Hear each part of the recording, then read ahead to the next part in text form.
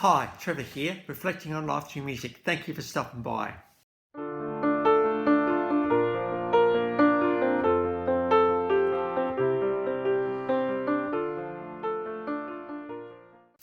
Well, coming again today, you're very, very welcome. How great to see everybody here.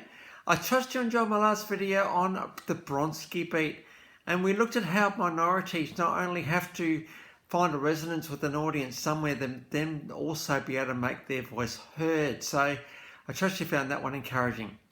We're going from there to Sheffield in 1980. A couple of blokes from the Human League, Martin Ware and Ian Marsh, got together with Glenn Gregory and formed the band Heaven 17. Now, around this early 1980s period, we had been going from the hard rock of the 1970s, disco as well, to this more synth pop thing, and there was no shortage of synth pop bands going around at this time. I covered the Bronski beat last time, Communards the time before that. It's funny how these things go in order a little bit, and even the next band as well. So synth pop was a bit of a thing, and so we're getting into electronic stuff, rhythm grooves and all the rest of the stuff that you do, but pretty elaborate production, and to be able to get keyboards to do what they can do is pretty amazing. Of course, they weren't easy back in the 1980s. There was a little bit of effort involved in programming and doing what you need to do, and so these guys, particularly Martin and Ian, well and truly paved the way for many after them. They came out in 1981. The Penthouse and Pavement album actually went to number 14 in the UK. We Don't Need This Fascist Groove Thing. We've got a studio version of that one below. And here you see Glenn, who's got a pretty amazing singing voice doing his stuff. This is a bit of a bit of an attack on governments and the way they are, and the way that they don't tend to listen too much. And so this particular song was kind of looked at pretty closely by the radio. I said, well, God, can we play this one at all? It was pretty on the edge of that. So we've got We Don't Mind This Fashion Groove Thing, a studio lively version of that one. Out in 1983, The Luxury Gap came out. This is a massive album for Heaven 17, and we've got an official and live version of the song Temptation. Now, Temptation, don't we love it? Don't we have an uneasy relationship with it? This is the thing where, you walk past something and you think, and then you it starts with the glance back and think, oh, I wonder what that would have been like. Next time you pick it up. Now, they say that a habit forms after the second or third time of the first time. But temptation is just one of these things, aren't we? Know deep down in our heart of hearts, where our decisions are made, we shouldn't be going there. But temptation would not be temptation if there was something a little bit compelling about it at the same time. And I think the official clip actually does this really well. The story goes, the song was really about sex in many ways. It certainly has those connotations about it. But the concept of temptation is so damn tempting. I think, first of all, we need to acknowledge the fact that it is. It's not just, it's a temptation. Let's just pretend like it's not a thing. It's a thing. So, our emotional brain, the hand model of the brain, we've got the emotional brain, this is this thing here, and we've got the thinking brain. The two can't operate together. So you imagine that you are just about to walk into a street and there's a car coming.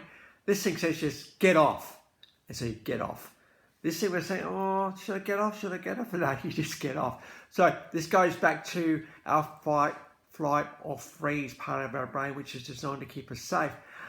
This is a part of the brain where temptation is compelling, and that is, hey, you just check out for a while up here.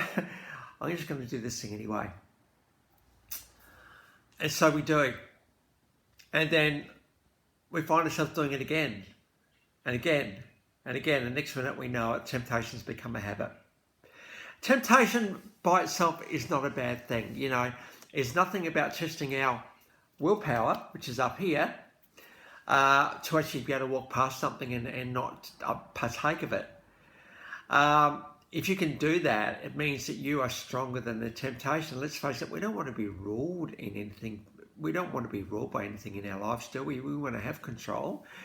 But temptation tends to take control away from us. And so the best thing we can do is, first of all, acknowledge that, yes, you will be tempted. Temptation is a thing. We can't lock ourselves away in a room and pretend like it doesn't exist. It exists. Do we try and keep ourselves out of temptation's way? Well, that doesn't work either, because you never know when it's going to strike.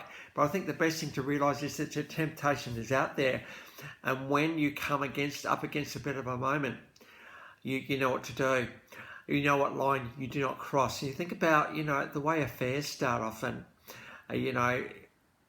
Boy meets girl in a pub. The guy might be in a pub having a drink with his mates. Next minute, sees this girl across the room. Sees she's cute. That point, temptation is struck. The look, not the going over and talking her to a thing. That's acting on temptation. Temptation is the look. So guys, girls out there, if you do have a partner, we don't look at other people. We don't linger with our looking, right? Because we have the most beautiful person in the world already. So why do we need to actually look any further? Heaven 17, and of course 1980s was a decade of excess in many ways. We had the stock market crash in 1987. It's almost like, the world couldn't sort of deal with the excess any longer. Something had to happen. And so this is really just pointing out the fact that, hey, temptation, it is a thing. What do we do when we're confronted with it? So I trust that will be an encouragement for you. Temptation starts in our hearts. We're not satisfied with something, or something new comes along, and against our better judgment, we just give in. So let's not give in.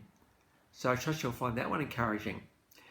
Now, unknown to me, when I went to see Tina Turner the musical last week. Now, if you haven't seen that, it's absolutely amazingly, stunningly good. Oh my goodness, Tina Turner had an absolute life. I'm not going to get to her for a little while unless someone does a request. But it was around the early 1980s period when she was doing rock. You remember such classics as Proud Mary and Not But City Limits, of course, the Icon Tina Turner stuff as well. She was a bit of a loss, and she was confronted with having to reinvent herself. Enter Heaven 17, who actually do get a bit of a spot in the musical Let's Stay Together. Tina Turner think, no, I'm not going to sing this. It's not rock and roll. But she got this massive hit. And here we have a live version of her with Glenn Gregory singing Let's Stay Together. Absolutely classic performance. Tina she is a force of nature, let's face it.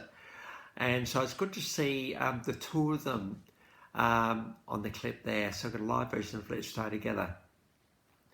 Between 1981 and 2008, there's been 8 studio albums, 4 live albums, 12 compilation albums, 4 video albums, 14 music videos and 30 singles. Estimated to have sold around 460,000 albums. Mainly the Luxury Gap was the biggest seller.